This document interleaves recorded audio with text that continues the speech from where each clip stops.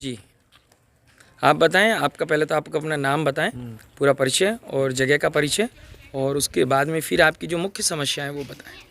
मैं श्यामलाल शर्मा, बलीचा विकास समिति उदयपुर का सचिव। दक्षिण विस्तार रहवासियों को यहाँ उपनगरीय क्षेत्र में विकसित हो चुका है, लेकिन मूलभूत सुविधाएं नहीं मिल पा रही हैं। जैसे यहाँ के जो अभी हम गार्डन में खड़े हैं, वहाँ भी प्रॉपर सुविधाएं नहीं हैं। जगह जगह झाड़ियाँ लगी हुई है, ये भी हमने सफाई की है। दूसरा, जो यहाँ पहले गाड़ी आती थी कचरा गाड़ी, वो भी आजकल बंद हो गई है। सफाई कर्मी भी बंद है, अभी 15 दिन से नहीं आ रहे हैं। चारों तरफ प्लास्टिक का कचरा ढेर हो चुका है। इसके पास ही एक डंपिंग यार्ड बना हुआ है, जो नगर निगम का पूरा कचरा वहाँ आता है। इस संबंध में भी हमने पहले मीडिया में भी दिया है, ज्ञापन दिया है, लेकिन आज दिन तक कोई समस्या नहीं है। समस्या ज्यों की त्यों बनी हुई है। तीसरा, यहाँ जो सिटी बस बलीचा बाईपास तक आ रही है, उसको हमने दक्षिण विस्तार तक लाने के लिए महापौर और उप महापौर जी को ज्ञापन भी दिया है। कब दिया था? उन्होंने भी आश्वासन दिया है। 2 महीने हो गए, लगभग 15 दिन 20 दिन पहले दिया था। और उसके बाद कल भी मिल के आया हूँ, मैं व्यक्तिगत रूप से मिला हूँ, लेकिन अभी तक समस्या का कोई समाधान हुआ नहीं है। एक और समस्या, यहाँ जो पानी की टंकी है उसकी 10 साल हो गए, आज दिन तक कोई सफाई नहीं हुई है, न ही वहाँ डेट कोई लिखी हुई है। इस प्रकार से यह अगर ये एक तरह से पिछड़ा हुआ इलाका हो गया है, एक तरह से न तो निगम में आ रहा है, न पंचायत में आ रहा है, और सफाई की कोई व्यवस्था नहीं है। कोई तो आप यहाँ के वार्ड पार्षद से या वार्ड पंच से, जो भी है आपका क्षेत्र, उससे कभी मिले? आपने इस विषय पे बताया कि भाई पिछले 10 वर्ष से जो पानी की समस्या यहाँ पे टंकी की आप बता रहे हैं, सफाई नहीं हुई, तो उसके क्या गुण और दोष हैं, कॉलोनी वालों के ऊपर क्या इफेक्ट पड़ रहे हैं, वो आपने कुछ बिल्कुल बताया? उनसे मिले हैं, लेकिन वो बोल रहे हैं अभी ये एरिया हमारे अंदर नहीं आता है, ना उनके पास कोई बजट है इसके लिए। इसका दनी धोरी जो है हाउसिंग बोर्ड ही है, और वही करेगा। कोई सुनवाई नहीं कर रहे हैं, वो भी अभी सुनवाई नहीं कर रहे हैं। मैं महेश चौबीसा, वाइस सेक्रेटरी बलीचा विकास समिति उदयपुर। जैसा कि सचिव साहब ने बताया था कि कुछ मूलभूत सुविधाओं से वंचित हैं हम, जिसके लिए हमने बहुत टाइम वहाँ ज्ञापन भी दिया है। उप महापौर साहब ने, आयुक्त साहब को भी लिखित में दिया गया था, बट उस पर अभी तक फौरी ही कुछ हो पाया है। किसी समस्या का समाधान अभी तक नहीं हो पाया। मेन समस्या है सर, बलीचा बाईपास तक हमारे पास गाड़ी आती है, जो सिटी बस चल रही है, उसको एक्सटेंशन करने के लिए कि यहाँ के लोगों को भी सुविधाएं मिल सके। बुजुर्ग है, महिला हैं, कोई मरीज़ है, वो सिटी में जाने के लिए बहुत दूर पड़ जाता है। दिया है उप महापौर साहब ने, आयुक्त साहब को भी लिखित में दिया गया था, बट उस पर अभी तक फौरी ही कुछ हो पाया है। किसी समस्या का समाधान अभी तक नहीं हो पाया। मेन समस्या है सर, बलीचा बाईपास तक हमारे पास गाड़ी आती है, जो सिटी बस चल रही है, उसको एक्सटेंशन करने के लिए कि यहाँ के लोगों को भी सुविधाएं मिल सके। बुजुर्ग है, महिला हैं, कोई मरीज़ है, वो सिटी में जाने के लिए बहुत दूर पड़ जाता है, तो ऑटो वगैरह भी यहाँ किसी आता नहीं है। तो हमने ये लिखित में ज्ञापन दिया था कि उसको एक्सटेंशन करके यहाँ कम से कम 2000 से 2500 लोग रह रहे हैं, फिर भी उन्होंने एक्सटेंशन किया नहीं अभी तक, और समस्या जो की त्यों है। क्या विकास नज़र आ रहा है आपको आपके क्षेत्र में? क्योंकि राजस्थान सरकार पिछले 3 वर्ष से ये अभी जो दावा किया है कि 3 साल में हमने बहुत कुछ अच्छा किया, तो शहर और राजस्थान दोनों की सरकार ने आप लोगों के लिए क्या विकास किया है? विकास के नाम पे 10 में से 0 भी नहीं दे पाएंगे हम, क्योंकि सिर्फ कागज़ों में ही वो विकास दिख रहा है।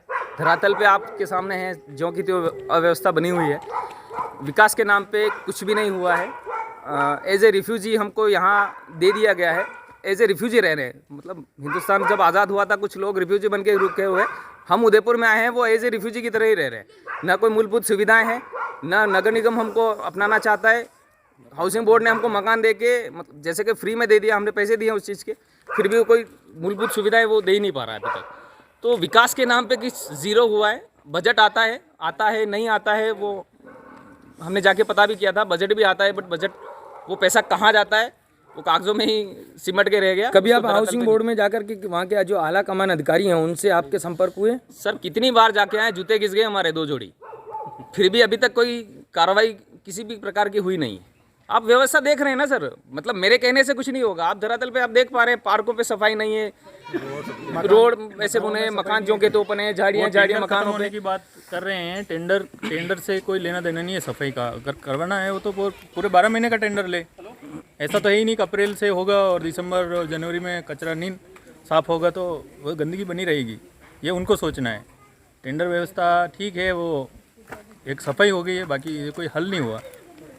अभी शहर की सरकार 2 वर्ष और कुछ महीने पूरे कर रही है, जिसमें विकास की या स्मार्ट सिटी की बात करें, क्योंकि आप जिस क्षेत्र में दक्षिण विस्तार कॉलोनी जो बलीचा के समीप है गांव में, तो ये आ रही है, तो ये भी कोई उदयपुर से कोई अछूती नहीं, बिल्कुल उदयपुर के निकट में ही है।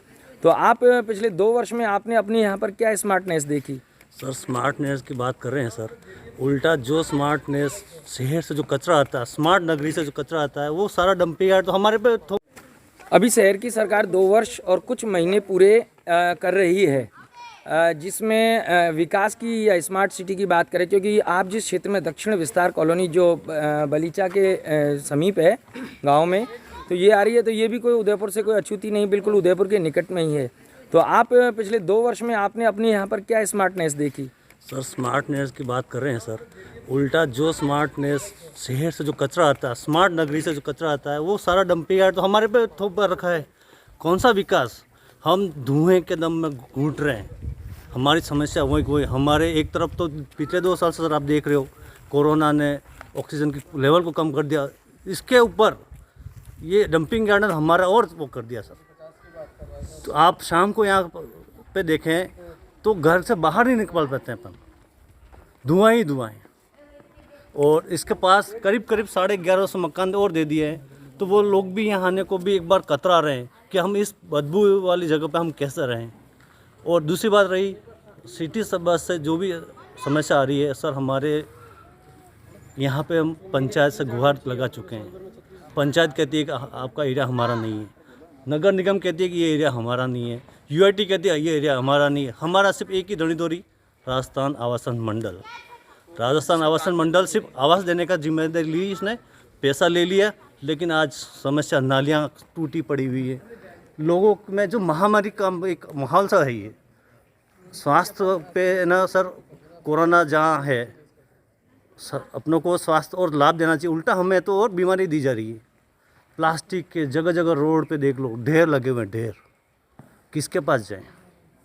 अंतिम आपके पास ही आए हैं और आपसे ही गुजारिश है कि हमारी ये समस्या। पानी की टंकी का जो आप बता रहे हैं, पिछले 10 साल से उसकी सफाई नहीं हुई है, ना ही कोई तारीख उस पर है, तो क्या उस पानी की टंकी से आप कॉलोनी वालों को पानी की सप्लाई होती है अभी? बिल्कुल होती है, पानी की सप्लाई होती है, एक दिन छोड़ के एक दिन सप्लाई होती है।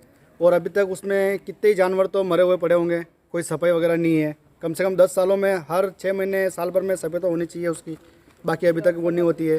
प्लस हाउसिंग बोर्ड ने मकान तो दे दिए सबको, पर ये देखो कितनी झाड़ियाँ, इधर आप कैमरा घुमाए जरा, झाड़ियाँ देखो आप, कितनी झाड़ियाँ उगी हुई है, कोई सफाई वगैरह कुछ नहीं है। मकान ऐसे कैसे पड़े हुए हैं और नालियाँ टूटी हुई पड़ी है। ना तो ये पार्क का कोई धनी धोरी नहीं है। पार्क कम से कम पार्क को तो डेवलपमेंट किया जाए, पार्क को भी डेवलपमेंट नहीं होता है। देखो कितनी झाड़ियाँ वगैरह, कचरा वगैरह उगा हुआ है। छुट्टी के दिन ये सब हम सेल्फ छुट्टी के दिन हम 15-20 जना इकट्ठे होते हैं कॉलोनी वाले, सामूहिक प्रयास से ये सफाई सफाई करते हैं। क्योंकि सफाई करने में हमें कोई आपत्ति नहीं, हमें कोई